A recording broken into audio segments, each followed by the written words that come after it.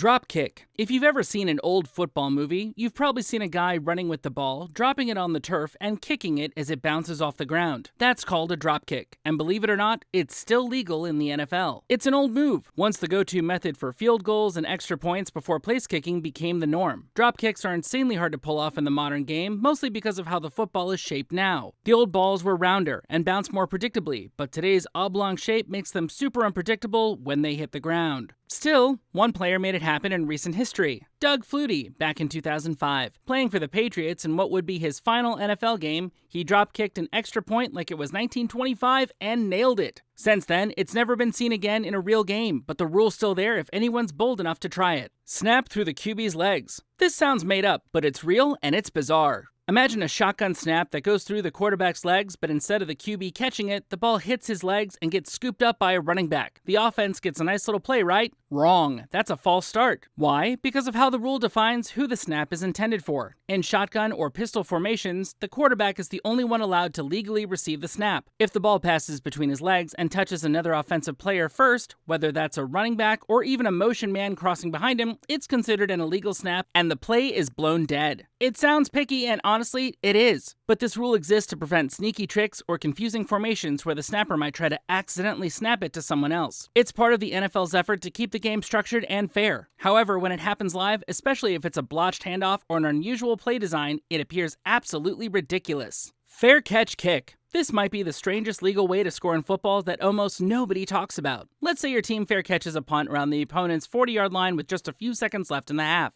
Most fans are expecting a Hail Mary or maybe a kneel down to close things out, but instead the kicker lines up for a field goal. No snap, no rush, just a clean free kick. And if it goes through the uprights, that's 3 points on the board. This is called the fair catch kick. It's buried deep in the NFL rulebook and almost never comes up, but it's 100% legit. The idea behind it dates back to the early days of football when punts and drop kicks were more common than shotgun formations. Today, it's a total rarity. The most famous modern attempt came from the 49ers in 2008 when Joe Nedney tried a 71-yarder before the half. It fell short, but fans were left wondering what the heck just happened. Even crazier, Chargers kicker Cameron Dicker actually pulled this off during the 2024 season, proving the rule still works if the stars align. The situation has to be perfect. Close field position, very little time left, and defense caught off guard. But when it works, it's one of the slickest, most obscure plays in football. The number eligibility rule. You'd think that whether a player can catch a pass or not depends on whether they line up, right? Well, in the NFL, it actually depends on the number on their jersey. That's right, certain jersey numbers are eligible to catch passes and others aren't. For example, players wearing numbers 50 through 79 or 90 through 99 are automatically considered ineligible receivers, meaning they can't catch forward passes unless they check in with the referee before the play. Meanwhile, players wearing 1 through 49 or 80 through 89 are always eligible unless they're lined up in a position that makes them ineligible, like on the line without being on the end. It gets weird fast. Let's say a team wants to get clever and have a big offensive lineman catch a goal line pass. They can do it, but that player has to report as eligible to the official before the play. That ref then announces it over the loudspeaker so the defense has a fair warning. And if a team forgets to report, even if the big guy makes the catch, it doesn't count. The whole play is wiped out due to illegal touching by an ineligible receiver. This rule is there to prevent deception, so teams can't hide receivers behind giant linemen wearing ineligible numbers. But it also makes up for some hilarious moments, like when players forget to report, or when a 300-pound lineman finally gets his big moment only to have it erased because he was wearing the wrong number.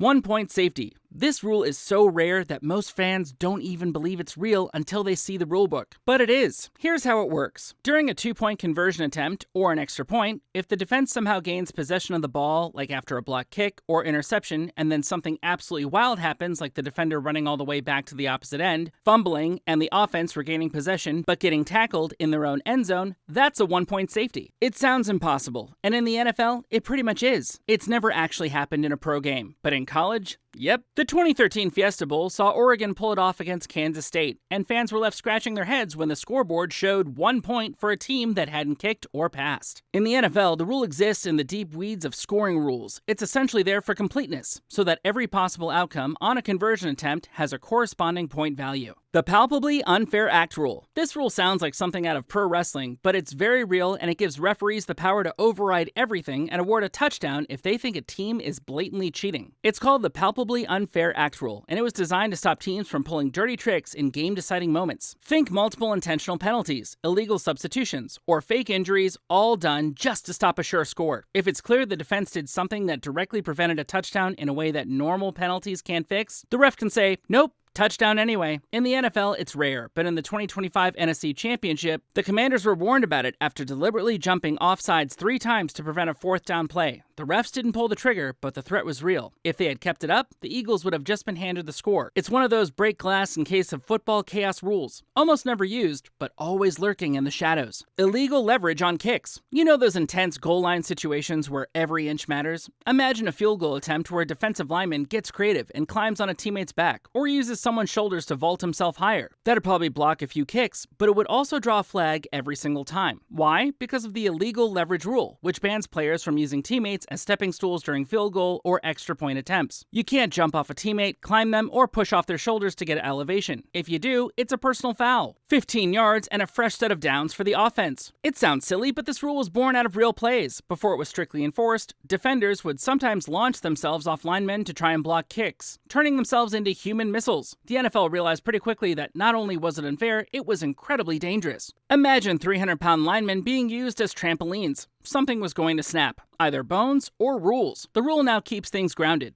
literally. So next time you see a kick get blocked, just know it had to be all natural. No cheerleading stunts are allowed. The tuck rule. This rule might be the most infamous of them all, not just because it's weird, but because it actually decided a playoff game, sparked one of the biggest controversies in NFL history, and helped launch the New England Patriots dynasty. Under the tuck rule, if a quarterback began a throwing motion and then tried to pull the ball back into his body but lost control, it wasn't a fumble. It was ruled an incomplete pass, even if the QB never released the ball. The reasoning was that the forward motion had technically started the pass, so pulling it back was part of that same motion. This rule came to national attention during the 2001 AFC Divisional Round, aka the Tuck Rule game. Late in the 4th quarter, Tom Brady was hit by Charles Woodson and clearly lost the ball. The Raiders recovered. Everyone thought the game was over, but after review, the refs invoked the Tuck Rule, ruled it incomplete, and gave the ball back to New England. The Pats tied the game, won in overtime, and the rest is history. Fans were furious. Raiders supporters still haven't forgiven the league, and even Brady admitted later on that it was probably a fumble. The rule was officially eliminated in 2013, but its legacy is still very much alive. Horsecollar Tackle. Before 2005, defenders had a nasty little trick in their arsenal. They would reach inside the back of a runner's shoulder pads, yank them down from behind, and watch them crumple. It was called a horsecollar tackle, and it was devastating. Fast, effective, brutal, and then it started causing serious injuries. The NFL finally stepped in after Cowboys safety Roy Williams turned the horse collar into his signature move. In a single season, he injured multiple players using the technique, including high-profile names like Terrell Owens. Ankles snapped, knees buckled, coaches screamed. So in 2005, the league made it official. Horse collar tackles are illegal. Any defender who grabs inside the collar or back of the jersey and jerks the runner backward is flagged for a personal foul, 15 yards, and a major safety violation. The rule has made the game safer, no doubt, but it's also led to some confusing calls. Sometimes a tackle looks like a horse collar, but it's just outside the legal area. Other times, a clean jersey tug gets flagged by mistake. It's one of those judgment call rules that still sparks debates on Sundays. But make no mistake, the NFL wasn't messing around with this one. When defenders started pulling guys down like rag dolls, the league had to act. And Roy Williams, let's just say he made the history books for the wrong reason. Blocking below the waist on change of possession plays. Here's one that feels almost like a trap for unsuspecting players. Blocking below the waist is sometimes legal, sometimes not, depending on when it happens. During normal offensive plays, blocking below the waist is allowed in certain zones and under specific conditions, usually by linemen or backs within the tackle box. But the second there's a change of possession, like an interception or fumble recovery,